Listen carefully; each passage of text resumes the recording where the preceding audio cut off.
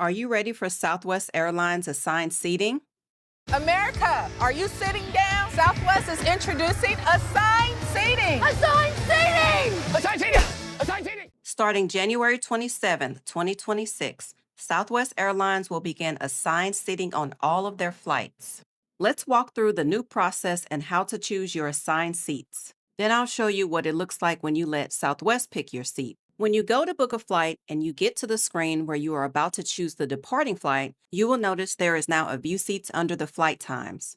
If you click on View Seats, a seat map will pop up. This is only a picture of the seat layout so you can get an idea of where you may want to sit on the plane. So you are not choosing any seats yet. You are only viewing the seats at this point. Another reason you want to view your seats before actually moving on to selecting the fare is because what if you need a seat with extra legroom and there are none?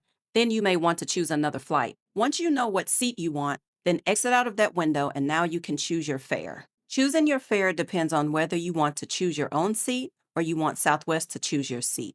With any of the choice options, your seat is included in your fare.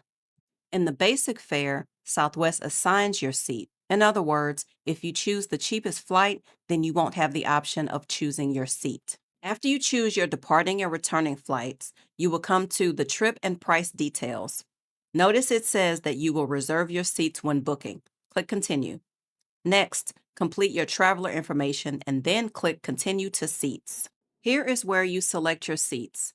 Since only the standard seat is included in your fare, that's what we choose. Those seats are at the bottom of the screen. Go through and select your seat for Flight 1 and click Select. Do the same for Flight 2 and click Select. Click Continue once you're done selecting your seats for both flights. Now you'll come to the payment information screen. Notice in the Seats section it displays what seats you chose. When you're satisfied with everything, you may continue on with purchasing your flight. Now let's look at the process for when Southwest chooses your seat. You'll go through choosing your departing and returning flights, completing your flight traveler info, and then the Pick Your Seats screen.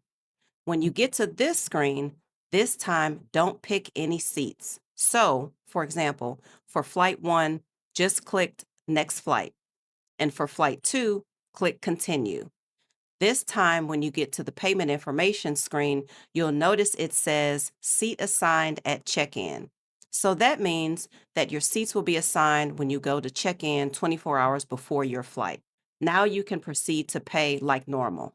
So whether you're the type who needs to pick your exact seat or you're like, just put me anywhere, now you know exactly how to do both. If this video saved you time, hit like and subscribe for more travel and cruise content. If you found this helpful, give it a like and comment seats if you want me to make a quick video update once the rollout officially starts on January 27th, 2026. I can choose my seat? You can choose your seat.